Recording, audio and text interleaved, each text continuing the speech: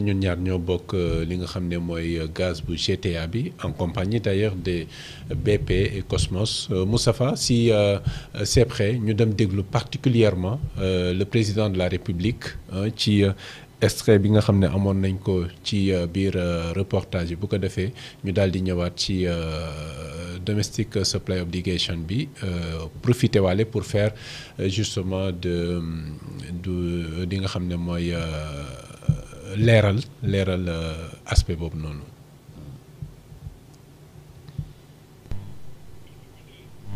Voilà, donc décision, mais on aurait bien aimé Moustapha ñu déglu ko, ça nous permet de nous rafraîchir, ñu am des précisions sur les propos du président de la République, mais liñ ci mën a retenir tënk ko mooy que le président de la République dafa daal di jox ndigal la parce qu'il a parlé d'obligation pour ñu alimenter d'abord les besoins intérieurs bi nga xam ne moom la ñu soxla ci wàllu gaz bi ñu dem déglu kon le président Bassirou Diomaye Faye ñëwaat ci plateau bi.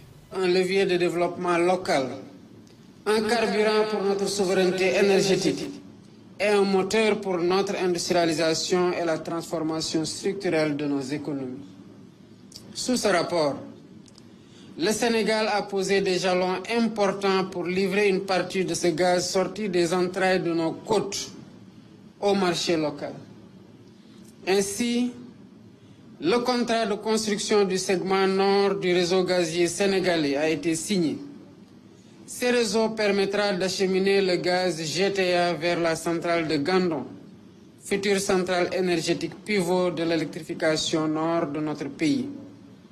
En même temps, capitalisant sur les infrastructures de gazification au large de Dakar, l'État attend des contractants ici présents le respect inconditionnel de l'obligation de fourniture des besoins domestiques en gaz via les ressources extraites de GTA. Il est évident qu'une partie de la production de gaz naturel liquéfié de la phase 1 de GTA, de l'ordre de 20 à 25%, sera destiné à approvisionner le marché domestique, à soutenir une baisse structurelle progressive, maîtrisée et durable des prix de l'énergie dans notre pays. DSO, Domestic Supply Obligation, yàgg nañ ko waxtaanee mooy article 54, c'est-à-dire la satisfaction. Rien à dire, c'est-à-dire le message est clair. En tout cas, oui. Moi je suis content de mon président. Sans que j'étais un peu tendu, mais là je suis un peu plus détendu. Quand je l'entends dire, nous attendons des contractants ici présents. Contractants, moi, société Touba. BP particulièrement, et Cosmos. Il a dit quoi? L'impératif de respecter l'obligation de satisfaire la demande domestique, la consommation domestique. Donc vraiment ça me xol ci sedd parce que tous les mercredis presque ñu wax article 54.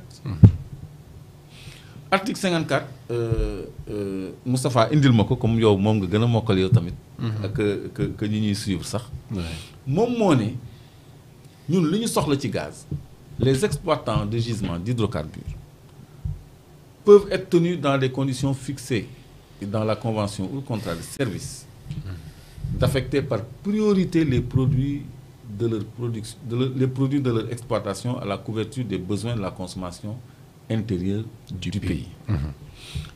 Dans cette hypothèse, le prix de cession doit refléter le prix du marché international. Kon kay qui produire moom du perte la muy jaayee ci marché international bi la ñuy jaayee gannaaw bu ñu joxee suñu quota ba pare. mëtewul suñu besoin. ñu am lu ñu ci war a dolli. boobaa def ñu koy jaay. te bu boobaa prix bi muy jar sur le marché international la ñu koy jaayee. léegi la fin mu ni la part de production revenant aux exploitants après satisfaction des besoins intérieurs. Après satisfaction des besoins intérieurs du pays peuvent être exportés librement en franchise de tous droits et taxes à l'exportation. Gannaaw boo satisfaire les besoins intérieurs. Donc yàgg nañu wax ni article 54 bi loi la moo nekk ci code pétrolier bi. Mais dañ ko transposer ci contrat bi ci article 15. Moustapha préparé ma article 15 te ci foofu la ñu waxee ni ñun bu ñu joxee li ñu soxla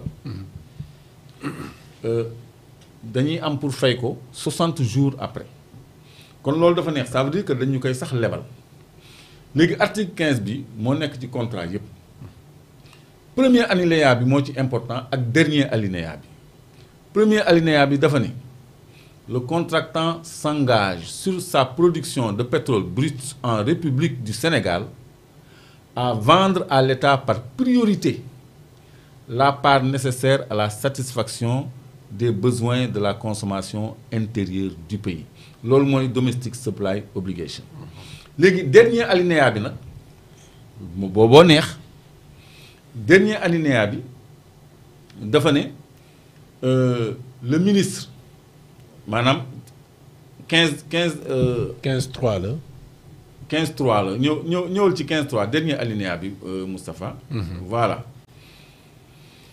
le contractant devra vendre le pétrole brut donc les mêmes dispositions sont reconduites quand il s'agit de gaz mutadis mutandis comme ils disent dans leur jargon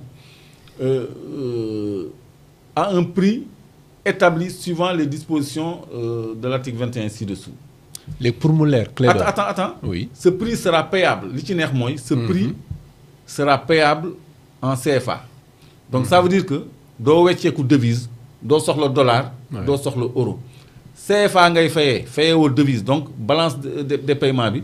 du ko impacter. donc ce prix sera payable en CFA au taux de change par rapport au dollar publié par la Banque centrale des États de l'Afrique de l'Ouest BCEAO à la date de paiement fixée à 60 jours après la livraison à 60 jours après la livraison c'est-à-dire bu ñu jëlee suñu gaz suñu pétrole bi ñu soxla ba pare 60 jours après livraison bi fa dollar bi toll lañ koy wecci CFA fay ko CFA su dollar bi nekkee 500 la ñuy fay su dollar bi nekkee 600 la ñuy fay 60e jour bi cours dollar bu 60e jour bi la ñuy considérer c'est-à-dire moment paiement bi kon xanaa ñun tekki nañu bu fekkee ni lu ñu soxla dañu koy jox 2 mois Senelec transformé ko courant jaay ko ba pare Senelec léegi yow balaa ngay consommer ngay fay prépayé pendant 2 mois mu tourné ak quantité yooyu doog a fay la première cargaison kooku je crois que ça nous fait souffler te li ñuy jënd dafay dolleeku rek ci ñun li ñu am ci quote part ba pare parce que am na loo xam ni ñoo ko moomal suñu bopp bu fekkee ni doyul suñu consommation lañ cay dolli la ñuy jënd en dollars par priorité léegi Moustapha ñëwal ci alinéa 2 bi 15.2 man maa bëggoon def législation minière bi de cette façon là léegi 15.2 bi léegi ñun ñoo war a définir léegi lan la ñu soxla nga zoomé ko lan la ñu soxla ci pétrole ak gaz léegi on doit le faire durant le mois d'août parce que dañ ko war a def au plus tard le 1er août kon fii le ministre notifiera par écrit au plus tard le 1er septembre donc courant août xam nga doon nañ ko fi wax mois d'août donc Birame Souleye notifiera au plus tard le 1er septembre septembre bi ñu jëm balaa ñu fay àgg Birame Souleye war na notifier la quantité de gaz parce que fii il s'agit pas de pétrole qu'il choisira d'acheter conformément au présent article au cours de l'année civile suivante kon tey ji suñu DSO courant août lañ koy définir lañ koy wax BP ak Cosmos ni Sénégal temps lay soxla ci année bi c'est pas tout les livraisons seront effectuées à l'État ou à l'attributaire désigné par le ministre maanaam livraison bi dañ koy defal État wala attributaire bi nga xam ni ministre bi moo ko désigné moo xam Senelec la moo xam Sococim la moo xam benn unité de traitement bu nekk port la moo xam ay industrie chimique la moo xam kan la ñuy désigner comme industrie parce que nee na dañ koy soxla pour l'industrie et la Senelec donc loolu Birame Souleye Diop il faut entendre par le ministre Birame Souleye Diop. C'est ça.